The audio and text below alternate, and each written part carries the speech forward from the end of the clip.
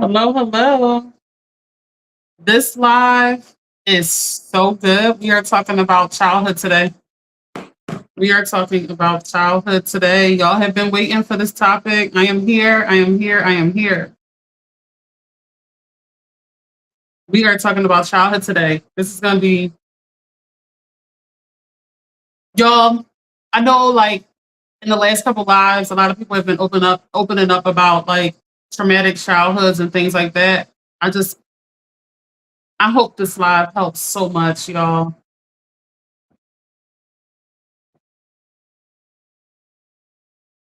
All right, so a couple things I want to talk about. Hey, cousin, what's going on? The Instagram ambassador is in the building. What is going on? We are talking about childhood today. We are talking about childhood today.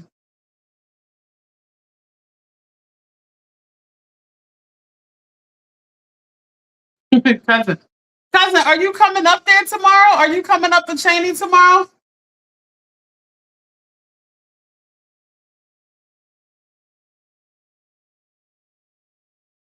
All right, y'all. You know my style. I like to jump right in. We are talking about childhood today. All right, y'all. Real quick exercise. Real quick exercise before we start. Everybody, close your eyes. Everybody, close your eyes.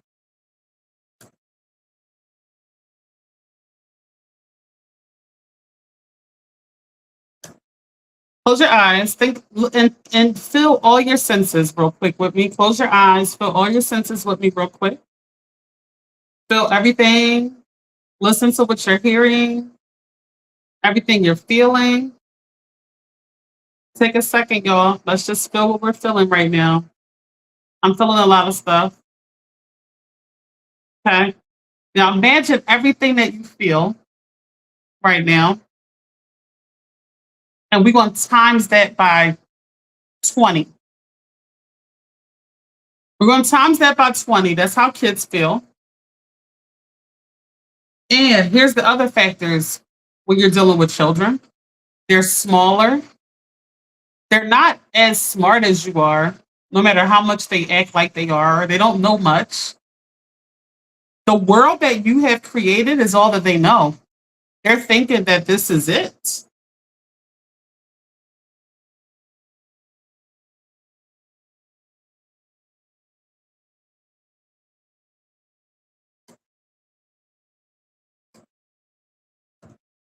They don't know that there's anything else. All they know is that this is where we are. This is where we come to every day. This is what we eat every day. This is what happens when I go home every day. That's all they know. And their senses are super heightened.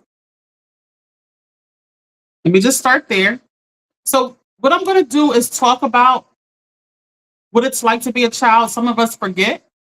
Then I'm going to go into what happens when certain things happen in our childhood, how we are as adults, and how we need to maneuver that. So, that's sort of the road I'm going on with this childhood thing. And I pray to God before this live, I pray to God before every live.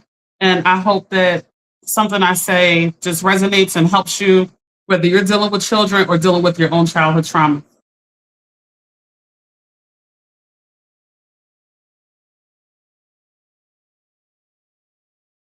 Hello, Crisco's. Where you chatting in from?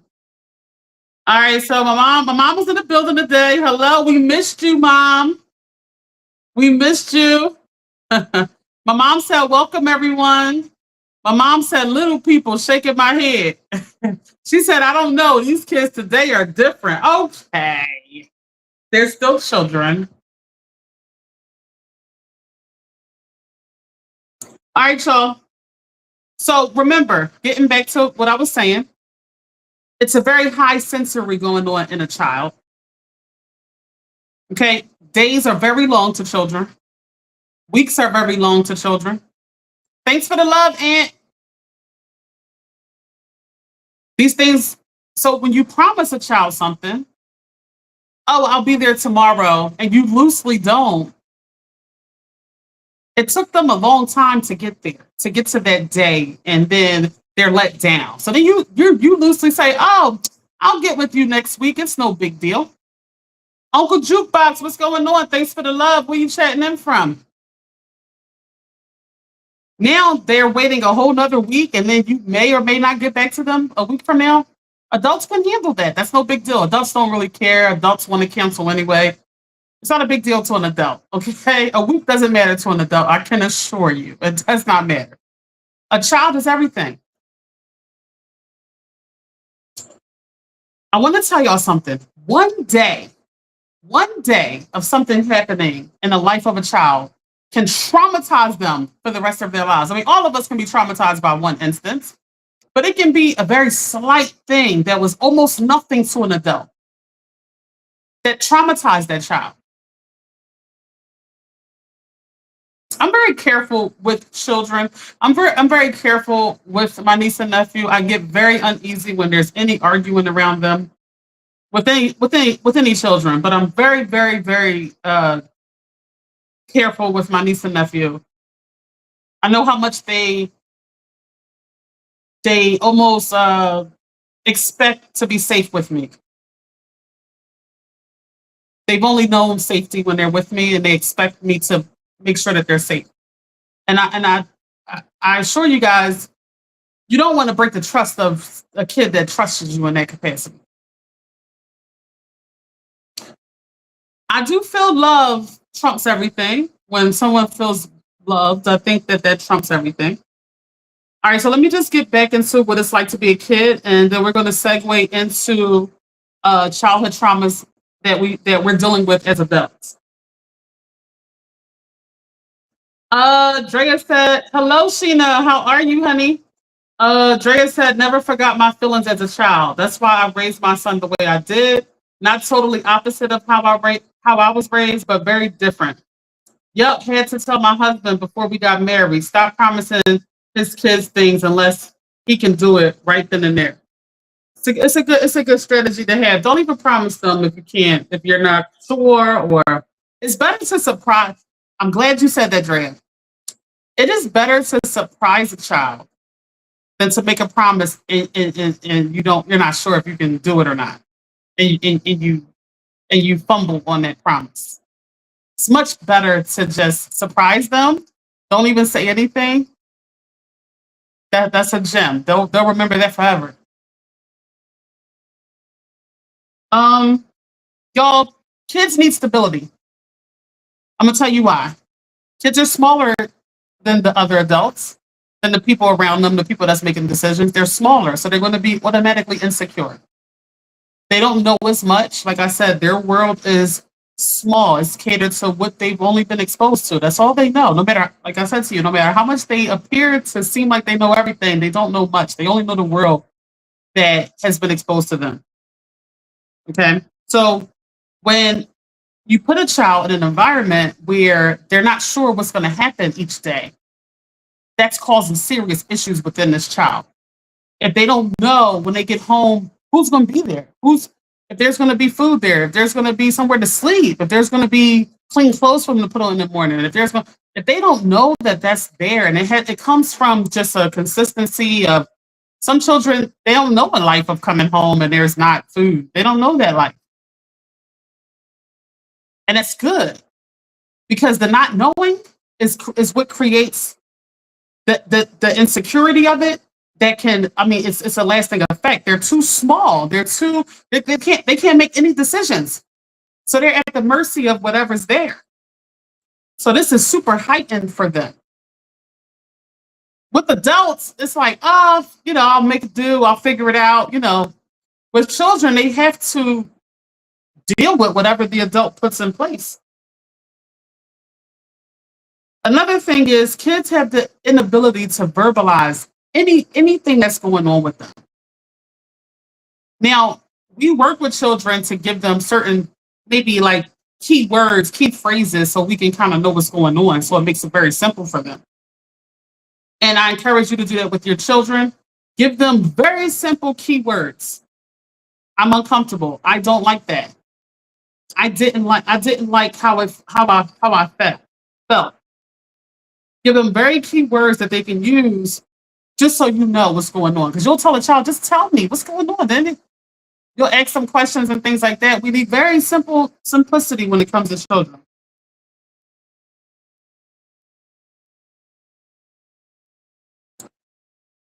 It's a big issue arguing around children, food insecurity, lack of love, lack of displaying love, and no space for the kids to grow.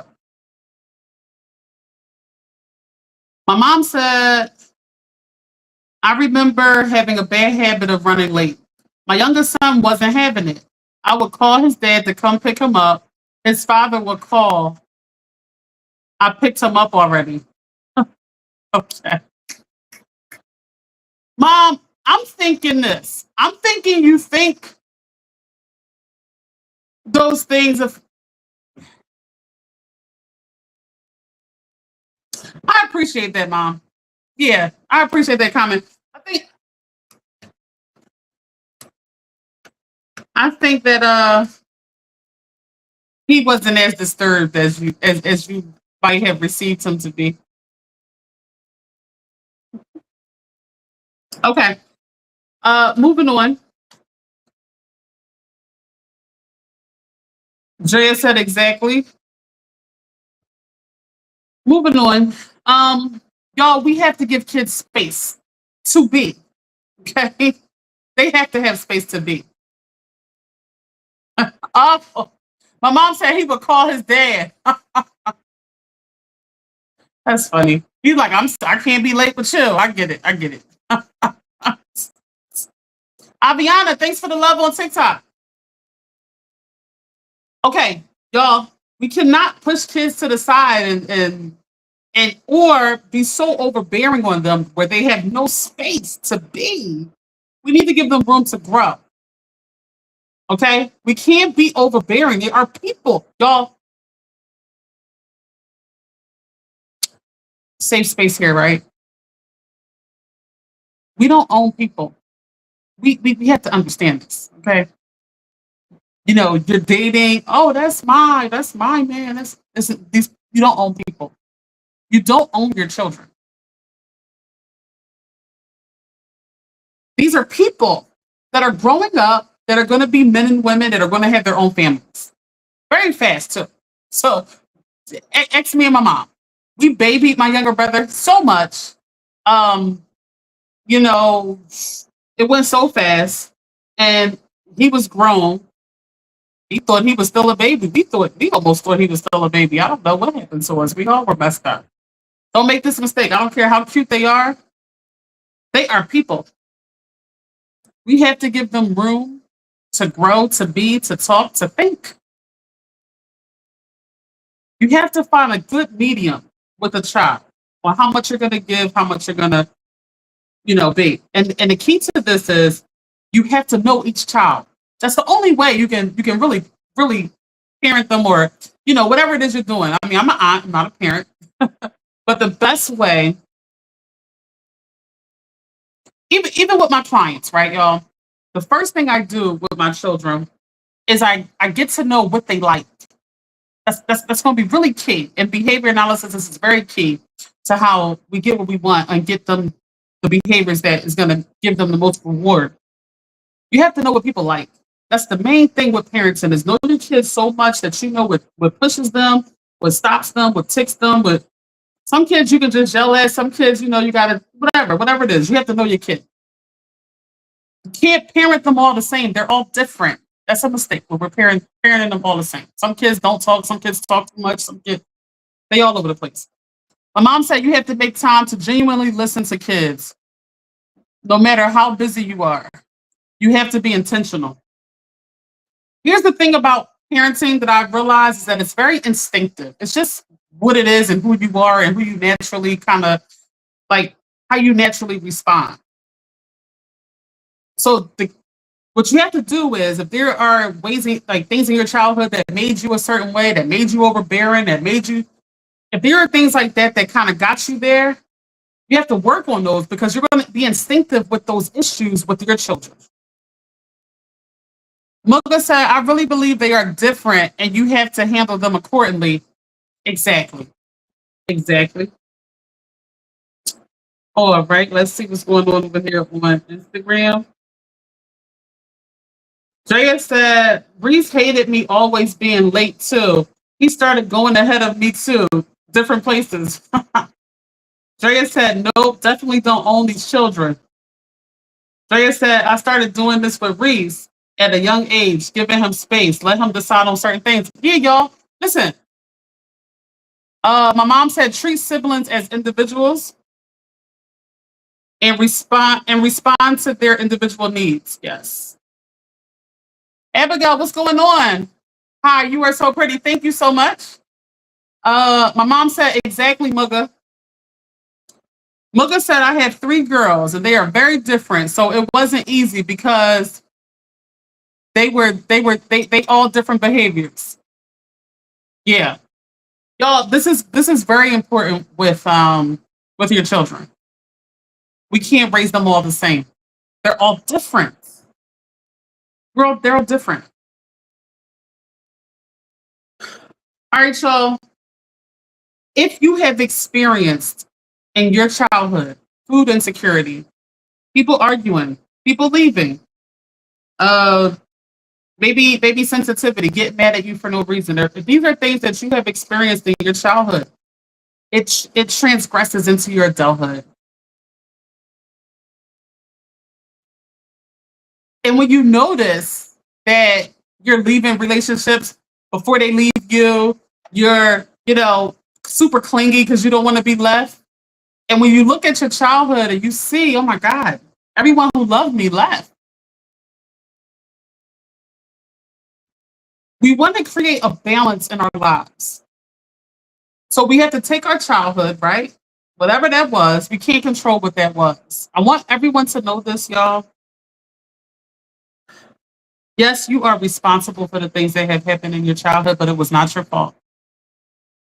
You had zero control over anything that was there in your childhood. Zero. None. Don't think if only you were good enough or only if you listened or only if, don't do that. There is nothing you could have done to make the childhood be any different. It all was dependent on the people that were raising you of how your childhood was going to be. We have kids blaming themselves. We have adults blaming their childhood on themselves. No one's to blame. Once you become an adult, it is your responsibility. So this is what we have to do. We have to take the sort of set of cards we were dealt from childhood. I'm not gonna lie, some people have had better hands dealt. Some people not. I don't know. Sometimes you have this great foundation of a childhood, and you turn out to be a monster because things might have been too. You might have been too sheltered or too. Everything was too sort of hunky dory. So everybody's affected differently from these childhoods.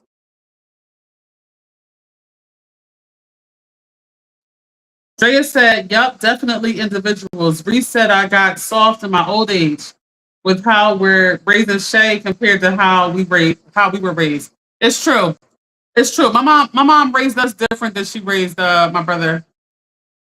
If y'all don't know, my brother is. I have a brother that's 2 years younger, and I have a brother that's 14 years younger. So my brother that's 14 years younger. I mean, you know, he was way younger than I was, and I was like a very mature kid. So he just seemed like my baby almost. Like, I mean, my mom was his mother, but the age gap was so big. My mom said, once you become an adult, I believe it's now your responsibility to heal yourself. Uh, Drea, my mom said, facts, cousin. All right, y'all. So we have to take whatever our childhood was.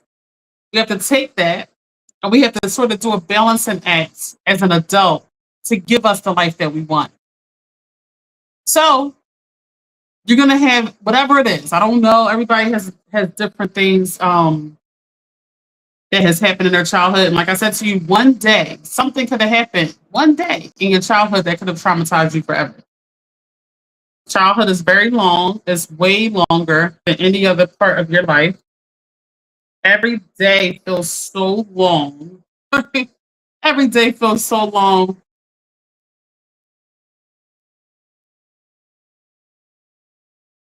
Drea said, and her two kids are 12 years apart. Yeah. So that means you're a whole different person.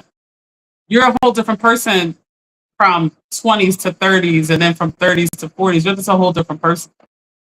So you're going to be a whole different parent. Luca said, on and you have to heal yourself. Nobody will do it for you. Exactly. Y'all, let me tell y'all something. When you start like looking at issues that you have and you pinpoint exactly what is stopping you from getting the things that you want in life, and then you see that it works, like, oh my God, like I handle things better now and I'm happier. Once you start getting that result, it becomes addictive. It's addictive working on yourself. People run away from it. Oh no, I can't touch it. Oh no, it's too traumatizing to look at what happened to me. But what about when you look at what happened to you and your life is better and happier, you're making more money, your energy is up? I mean, what a wonderful life and world to be in. Do not run from the work on yourself. Every day that I get on here, I'm trying to bring you closer to the relationship with yourself. That's where everything is. That's where the whole world is. Don't try to like. It's sort of like it's a huge paradox. It's like you have to look within to get the world, but you're like so focused on outward. Like, oh, let me go everywhere to get the world. You know, people are running from country to country, traveling every 2 seconds, trying to look for the world when it's right here. You do the work on yourself. Everything is attracted to that. I told y'all when the energy is up, the income is up. I don't mean being hyper when I say energy. That's not what I'm talking about. Childhood is a very important key factor in who we are. We can't run from it. So when you take your childhood, everybody has a different set of cards that was dealt to them. None of it is your fault. None of it. But it is what it is. It's your story. It's your life. I never forget what I heard Eckhart Tolle say. I seen him live when he was here in Philly. And he said, all pain is designed to help you relate to other people who have experienced that similar pain in the future. So when you go through pain, guys, you are learning. You are learning. You will find more people than not will have that similar pain. You will relate and hopefully be able to help another person if you have navigated those feelings. We can't run from the pain. It's the only way to experience happiness. It's the only way. We're not going to keep on blocking our happiness because we just run from, we run. We're not going to keep doing that. All right, y'all. We take our childhood and then we have to balance it out in our adulthood. We have to see where we're lacking, where we're not. Griffin, thank you. I don't know if you're a bot or not, but thank you if you're not. We have to take all these issues from our childhood and create a balance. Okay? So if we run from commitment, we run before we get abandoned, we run every time something feels good. That's YouTuber. I get it, Griffin. I appreciate it. You know, I appreciate it. We have to then figure out what it is that we can do. You're not a bot? Well, I appreciate it even more. Thank you.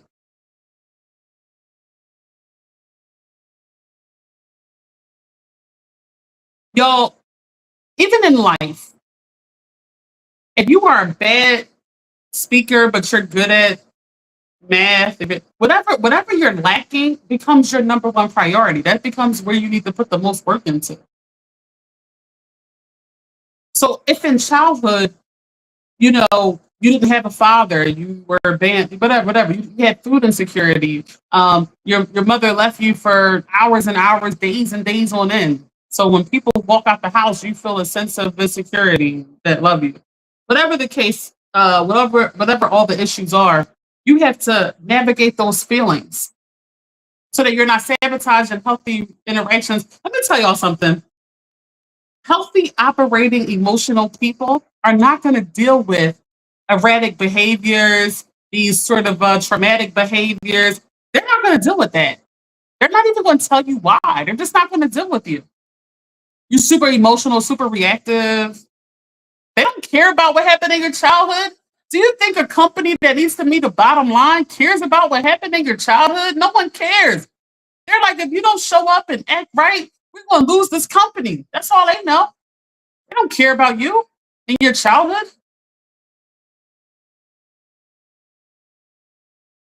Oh, you were in the last live stream. Well, welcome back. Welcome back, Griffin. We appreciate you being on here. Y'all, you are the only one that can help you. Only you. You. Mugga done switched over to Instagram. Mugga said exactly. I used to tell my sister they had to forgive my mom and dad because they both was dealt a bad hand. Now it's up to us to play the hand and win so you can get your life back. Exactly. Exactly. And y'all listen, we're all different, right? So you could take, five siblings in one household, right? And they could have experienced a whole different parenting from thank you for the sub, Griffin. Thank you so much. They could have gotten something totally different out of the parenting than this other kid and this other kid and this other kid. Y'all, there has been studies too about what people look like, determining how they act. And I don't know if this affects things or not. But sometimes when kids look like one parent or not, or the unfavorable parent, or whatever the case, that becomes a problem too. Please do not, please do not fall victim to this. These kids have not chosen nothing. These kids have not. They have. We take out a lot of our adult emotions on children. Lizzie, thanks for the like and the sub. I appreciate you. And we take it out on kids for the wrong reasons. Like the bad children that are in the schools, like these bad children, everyone's sort of ostracizing them and pushing them to the side and saying, "Oh, he's don't you know that's the kid that needs the most attention? Don't y'all know that?" But the opposite happens. The likable kid, the cute kid, the kid that's super cool, the kid that gets all the attention at home. That's the kid that everybody wants to give even more attention. But that's not the one who needs it. The one who needs it is the one that's emotional, the one that's always snapping, the one that's hard to deal with. That's the one who needs the attention. Yo, these are children. These are not adults. Adults, everybody's gonna run away. Like I'm not dealing with that. If he's crazy, I don't need him. He crazy, girl. Don't say nothing to him. That's how you treat adults. Don't treat children like this, y'all. It could take one small conversation. They are used to everybody treating them like the black sheep, pushing them off in the corner when they're in the environment or whatever. They always get in trouble. They always just being nice and taking its time with that kid gives that kid hope. And maybe it might make change and it might make them feel heard, seen. You don't know what's happening in these people when they go home. We have no idea what happens when people go home. My mom said I was with my youngest. His father, hold on. His father even older and now has a chance to raise a child. The combination raise a child that used to everything being done for him, a sense of entitlement. My mom said, facts, daughter. Child of perdition, what's going on? Nice to see you. My father took out his gambling losses on me. I'm so sorry. Griffin said facts. Thanks for the love, Griffin.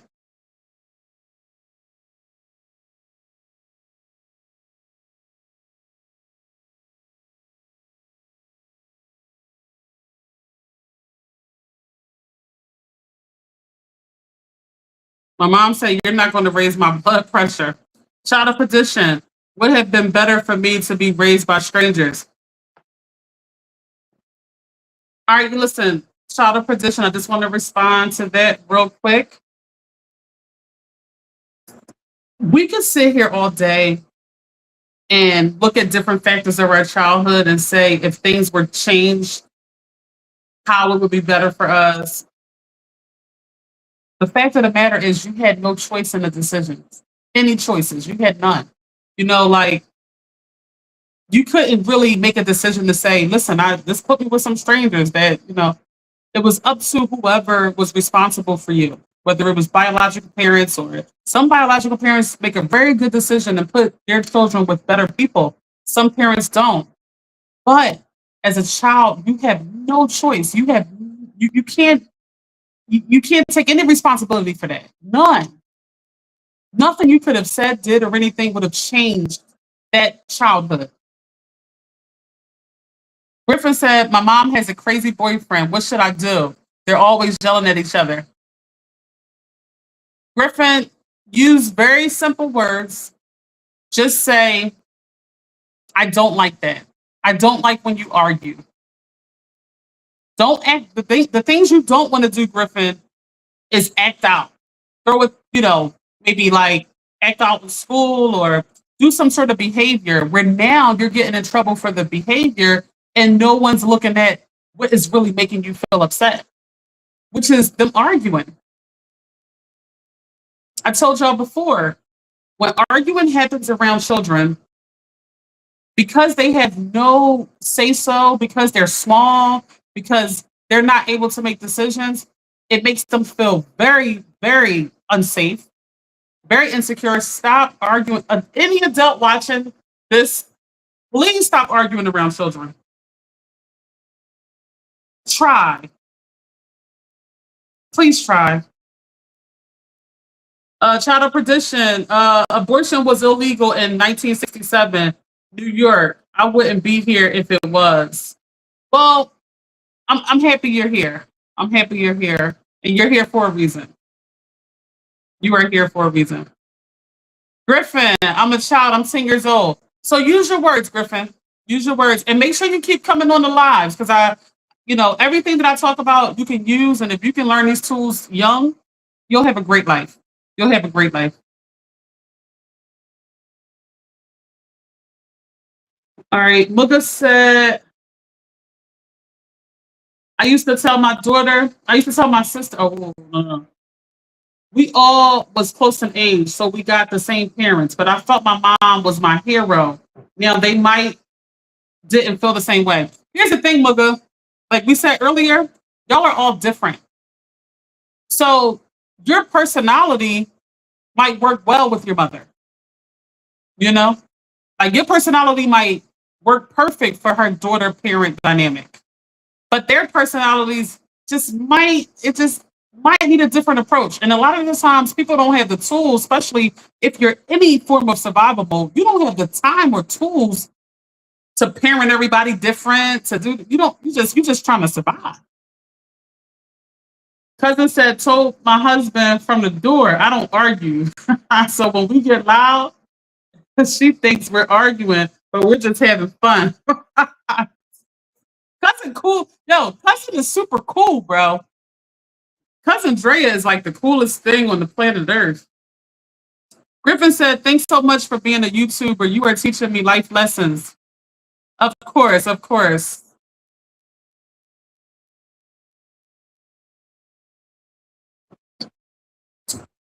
Um, y'all, if you are experiencing as an adult any unhealthy relationships, you don't have the ability to make friends properly. You don't have the ability to get into meaningful relationships and commitments. Please take a look at your childhood. I'm not a big fan of focusing so much on childhood, because if you manipulate or kind of like uh, rearrange factors in your life today, you'll get you'll get those outcomes. But that is important. Your relationship and how you handle other people, like I've said to y'all many times, setting boundaries is the people who set the best boundaries are the happiest people. The people who don't are the most miserable people. This is what I found. I've been looking for life's purpose since I was born, and that is what I have found. Okay. All right, let's read some comments. Griffin said, "Thank you for being a YouTuber. You are teaching me life lessons. I'm happy to be here. Griffin, thanks for being here." My mom said, "I felt like your mom was my hero too, Mugga. Me and Pam eating steak and eggs at 2:30 in the morning on the back corner step." Oh, that's so cute. That's so cute. Yes, rest in peace to Miss Lump. She was definitely a pillar and a matriarch in our community. We have a very close knit community that we grew up in, and a lot of respect to her, and may she rest in peace.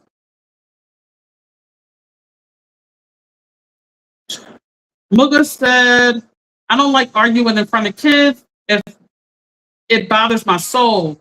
And that was something I told my husband when we got together. We can talk privately. My kids don't need to know our business. They are kids. Mugga said, "Oh, that's right, y'all. That's right. Let's make that a rule because we know how much damage that does and how insecure they feel." Mugga said, "Thanks so much. You're welcome."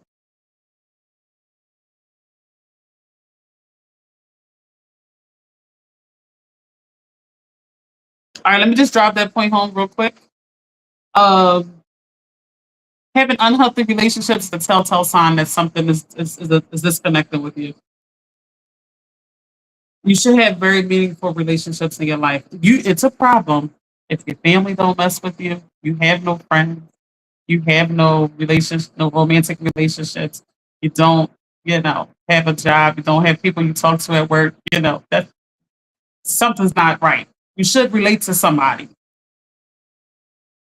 Yeah, you should. You have to. It's the only way to. We're human. Listen, I wish we could not be human and we wouldn't even be having this talk because nothing would matter. But we're human. We need this balance. We need this community. We need all these things in place for us to live a meaningful life. All right, y'all. I do have a scale. I do. 1 through 10. Where are we in managing issues from our childhood? Where are we? 1 through 10. Where are we? Mugga said, "I keep coming off IG. That's why I like TikTok." Mugga said, "Exactly. Something is not right. Something's not right." Yeah. 5 at managing issues from the childhood, cat. Okay, we have some work to do. We have some work to do.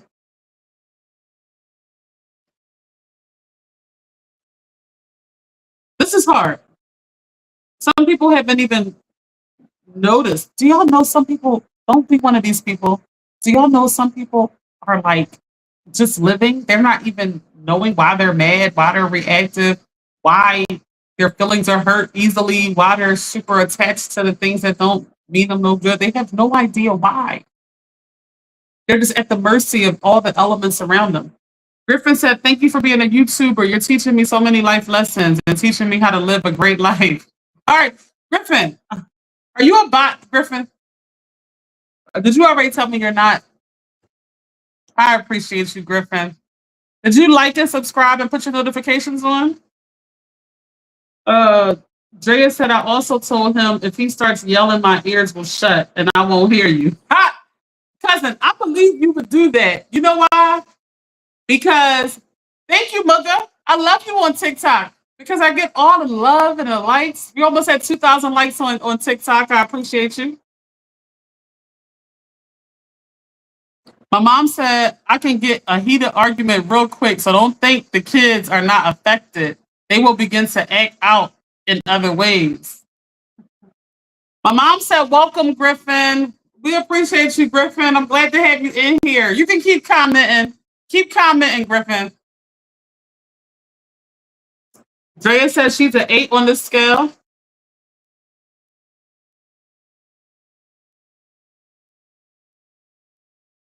Um, I believe I'm up there. No. Now, one question was, how good are we at managing our issues from our childhood? And then the next question is, how good are we at not perpetuating any issues that came about from our childhood? How good are we at handling other children, at handling children, not arguing in front of them, not making them feel insecure, not shutting them up, not treating, ostracizing any kids? How good are we? Mugga said I wasn't good, but after. Explain. What's that? I mean, I think I'm pretty good. I think I'm good on both of these. I think I'm good with kids and making and understanding what they need and making sure I don't kind of create any more traumatic experiences for them. And I'm pretty good at managing my childhood. My childhood was pretty good. So Jaya says she's a 9 on the second question. Nice. 8 on the first one, 9 on the second one. I'm gonna do eights on these. I'm gonna do eights on both of these. Mugga said I wasn't good at first, but after years incarceration, I learned I have to be better with my children. Yeah. What's the reason of knowing and not doing? The whole formula of success in anything is gaining knowledge and then applying that knowledge. That's it. People get knowledge and never apply it. Like, oh yeah, I know I shouldn't talk like that in front of the kids. Oh yeah, I know I shouldn't. And but they don't apply it. See, it's almost worse to know what not to do and still do it. It's almost worse.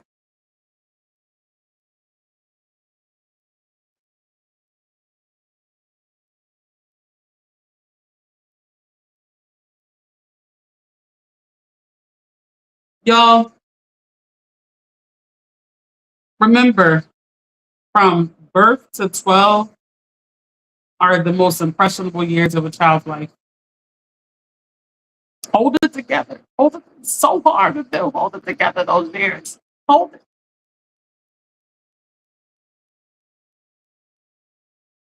Let them get to 12 because they're taller, they're bigger, they feel a little more secure because they're not like, feel like they're at the mercy of anything and everything. They know a little more. They can express themselves more. They're like people by that time.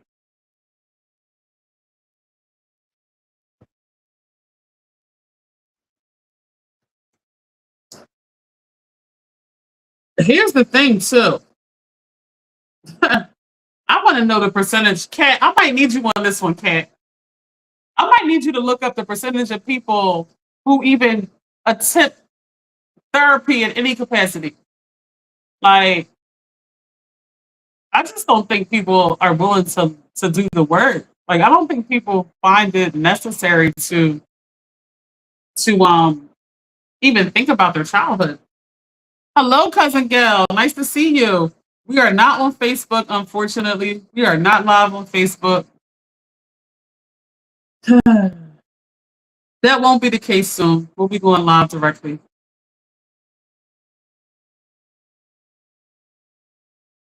My mom says, so as I think I'm good about my childhood, then the situation happens that happened in my childhood, rears its red head. I'm 64 and I'm still doing the work on myself. Yeah, y'all. So, like I've explained to y'all before, um, we have to be aware of our triggers. We have to know what we like. That's one. And we have to be aware of our triggers. My mom said, hello, cousin Gail. Welcome, welcome. We have to be aware of our triggers. It tells us a lot of stuff about us and what we still have work to do on. The simplest thing, the simplest smell, maybe even writing down a certain street or a block or a person or a song. Pinpoint it though. Don't just get triggered and stay there. Canvas, hello. We are here. We are talking about childhood. Mugga said, I've been going to therapy for over 20 years plus and probably continue for the rest of my life. Yes, let me tell y'all something. Like I said to y'all before in the live, I want to say it one more time. Once you start doing work, pinpoint exactly what it is that's bothering you and getting to the bottom of it, and then you work through it, And then that's no longer a problem. When you start seeing victory from it, it is addictive. You're like, oh my goodness. Oh, wow. I used to just be mad all the time. Now I'm just more happier. When you get these victories, it's addictive and it makes you want to continue to do the work on yourself. But if you never go down that path, if you always just push it off, and then you're just reactive all the time. All right, so Kat is giving me some numbers. Kat, I want to know how many people actually go to therapy from this. So Kat said about 40 to 60% of adults report at least one traumatic childhood experience, and up to 40% of mental health conditions are linked to childhood abuse or neglect. So from my studies, all childhood is traumatic, all of it. And the reason it is because you're going through so many changes. No one has time to explain anything to you. You're going from an infant, toddler, you're changing constantly, rapidly. We change a lot as adults, but not like children. They're changing so fast, right? You may or may not be raised by parents that have the tools to really even deal with children, right? So, so much going on. There's not one childhood that can get through without. It's just traumatic. It's a traumatic process, just like childbirth. Childbirth is a traumatic process. No matter what's going on, how well we put together. Some people have a nice, comfortable, whatever, but you still got to go through the childbirth. That's how childhood is. It's like it's going to be traumatic either way.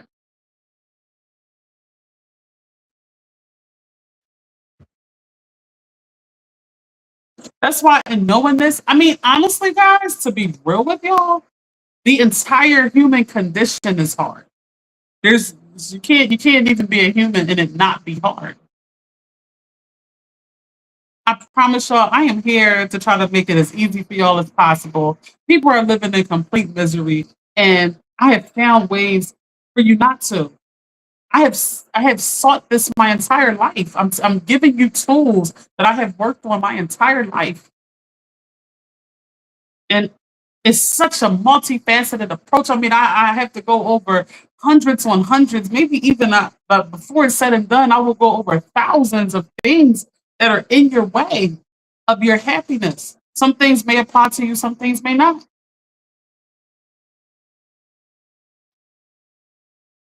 Childhood is a major blockage. When you are triggered, this is where your work is. I say this all across the board. When you get triggered, and this is all you have to look for. Your spirit shifts. Your energy gets thrown off. Think why. Pinpoint why. Don't just let your energy be thrown off and you just keep going about your day. Don't do that.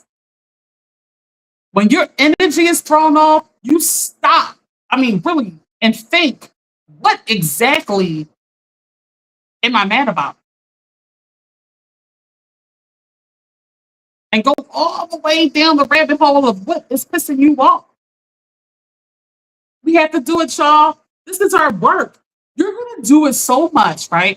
If you weren't on this live, if you weren't following me, you are gonna do this so much that it's gonna come a time where you're almost never triggered. Isn't that a great life? Where you understand yourself so well and understand the root of your triggers so much that you are not bothered that much anymore because you've done the work on every trigger. You've hand cherry picked every trigger. You've handpicked it. You've got to the root of why you're like that. You've analyzed it. You've come up with tools of how to navigate it every time that it comes up again. So now that's not even a thing.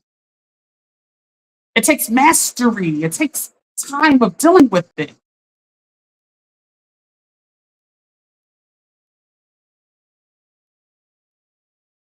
Then you get to a point where not much even not much even triggers you.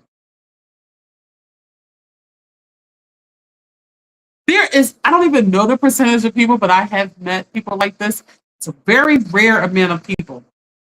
I think when I was studying behaviors, because the scholars in this field were so evolved and understood behavior so much, they kind of had it a little bit. So very evolved spiritual people have this, and I kind of got a little glimpse of it with the behavior scholars, where they understand how things work so much, and they've almost done the work so much on themselves.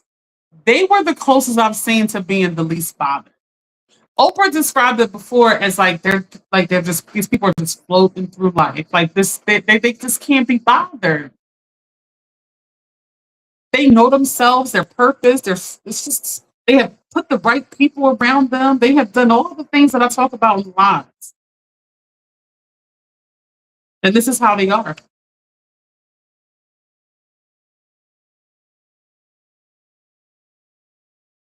My mom said I used to use gambling and partying to feel good. Through the grace of God, I'm really trying to live obediently. Mom, you're doing an amazing job, and I truly appreciate that comment. My mom said, "Wow, I can't imagine." If y'all don't know, my mom is very reactive. Oh, count to 10 before you respond. Good job, mom. Like and subscribe, everybody, from whatever platform y'all are on. Like and subscribe. Thank you, Mugga, running us up to almost 4,000 likes on TikTok. My mom's Drea said trigger who? Trigger what? Don't have any more triggers. Drea, you super unbothered. See, Drea, we talked about this before with you. You've checked out. I don't know if that's the same. You've kind of checked out. You've checked out. That's a response. That is a protective response to protect you. You're unbothered from that. We need you to get unbothered because you have picked all the triggers and worked through those. That's where we need you to get to. Y'all are funny.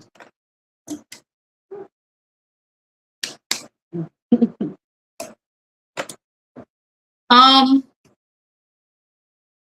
y'all, I hope that uh you know what? I'm gonna do another live on childhood, maybe in a month or so. I do want to come back to this. There's so many more points I want to make, but I just wanted to like talk about those right here, right now. Just wanted to talk about those.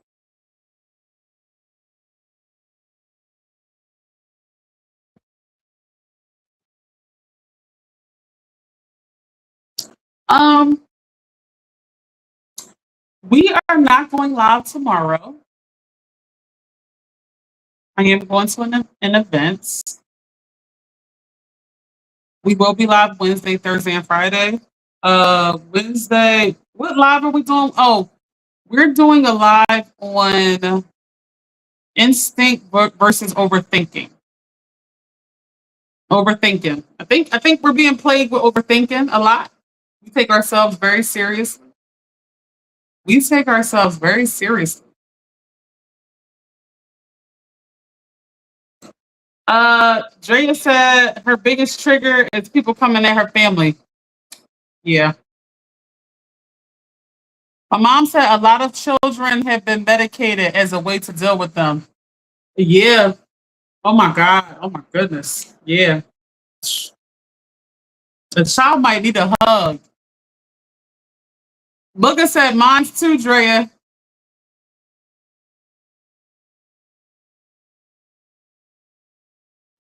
Child might need a hug. They acting out. Let me tell y'all, kids cannot verbalize how they feel. Like, especially when you're shutting them up. Or you like, go sit there. They can't verbalize it, right? So instead they act out. They want your attention, they want your love. They need it. This is a part of watering. This is like watering a plant. Like kids are people. Like kids are like living beings. Like you have to kind of put energy into them. You have to talk. You have to kind of like them with these devices. Oh my God. We're giving kids devices. All right, y'all. Since we're on a childhood live, we're gonna go through childhood quick synopsis of childhood. Baby is born. We're in infancy right now. The baby actually is born with a lot of senses already. Y'all treating the baby like it's from scratch. It really isn't. It came from scratch when it was forming inside of you. It's actually very formed as an infant.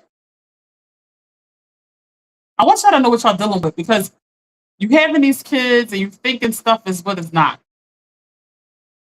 So these kids can sense everything. They know when they cry, you come, you get the attention. They know all these things as an infant, straight coming home, like straight home. All right, so that's infancy.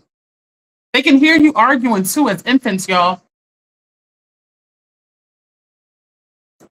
Don't do stuff in front of infants and think that that's cool either. We're not doing that.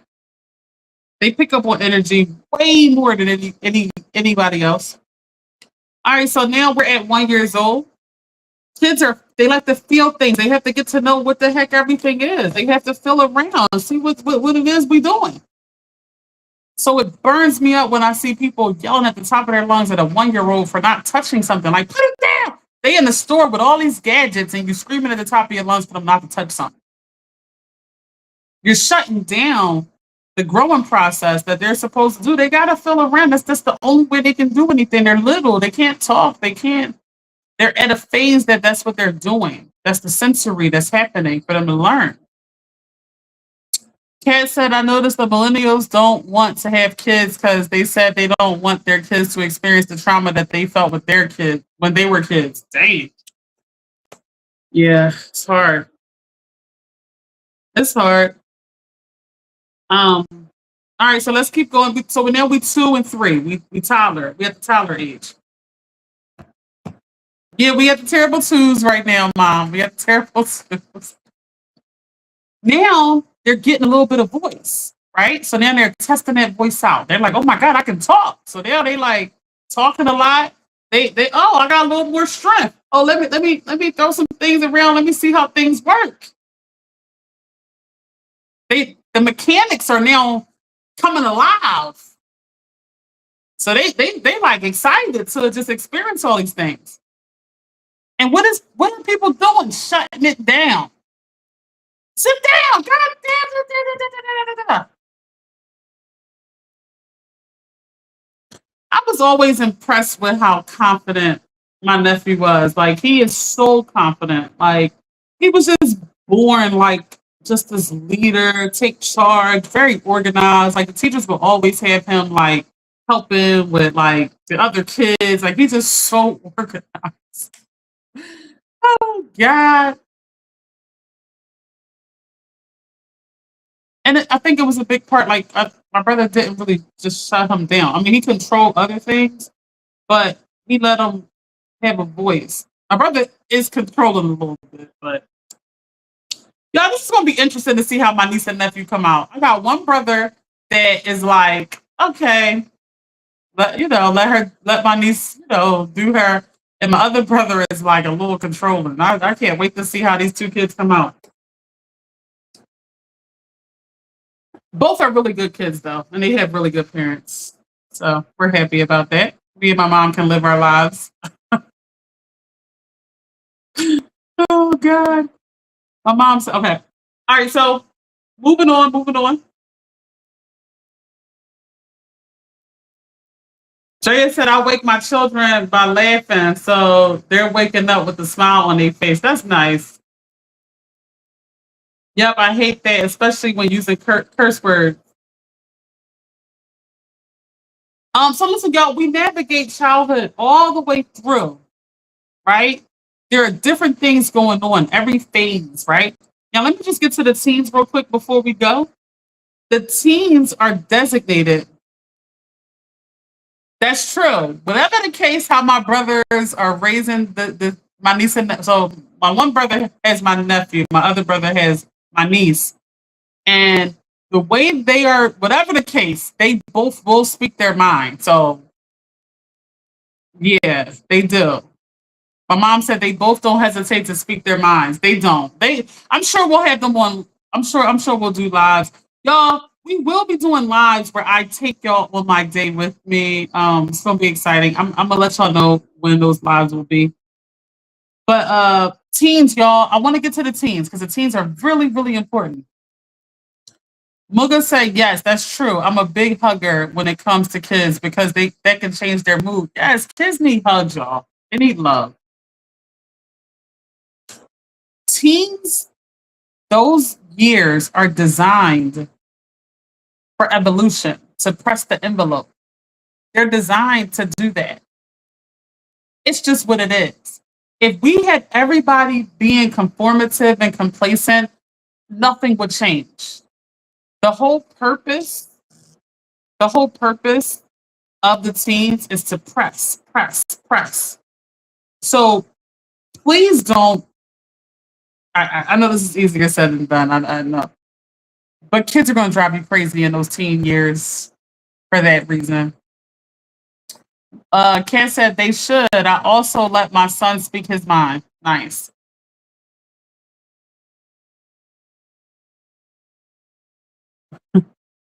My mom said teens, and they think they are grown. It's true. I think I was. I'm confident now, and I get it. But I was so confident as a teen. I was like so confident. Yo, you ever go into a middle school? Those middle schoolers are confident, bro. Like next level confident. Anyway, the teens are designed to push. That's what they're designed to do. So I know parents are going crazy, snapping out. They doing this, they doing that, they doing this. You trying to control them? They're people, and they're going to push. Have patience with your teens, y'all. They're going to get through all of these stages of life. They're going to get to the point where they're in their mid 20s, 30s, and they're going to be thankful that you took the patience with them and they were just some annoying teen and you didn't forsake them. Y'all, do you know when you don't put your child in the best position that they become a problem for your entire life? If they are in a good position, they are no longer your problem. Oh, it's going to be your problem. It's good. Don't think it's not. People, oh, they ground, this and that. It's your problem. It's much easier to have a kid thriving and successful than to have a kid just down and out because you dropped the ball so many times with a kid. Like, come on.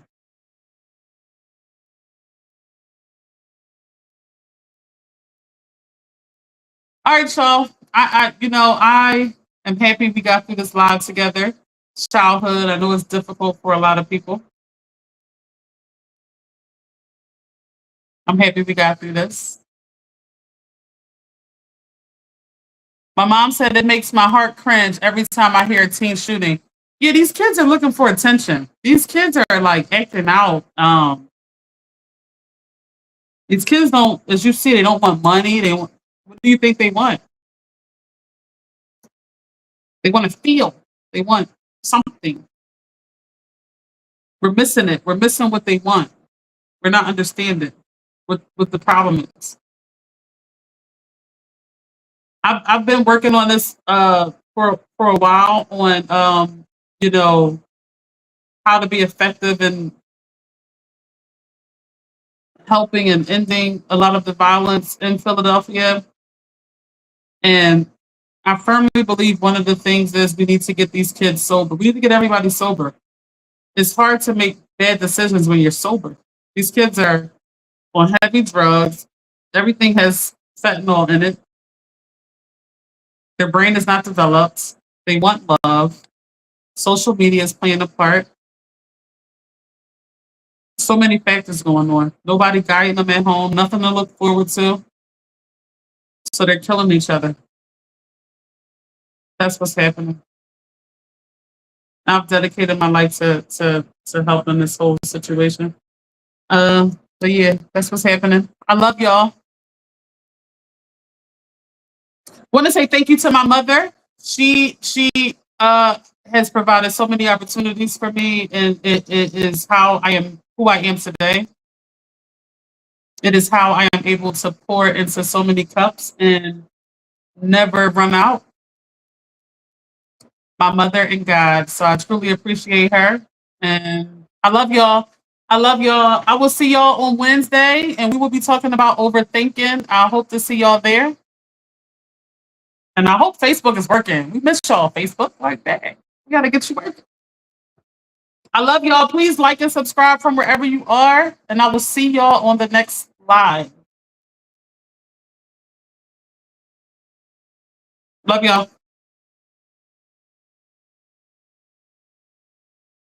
You're welcome, Mama. Talk to you soon.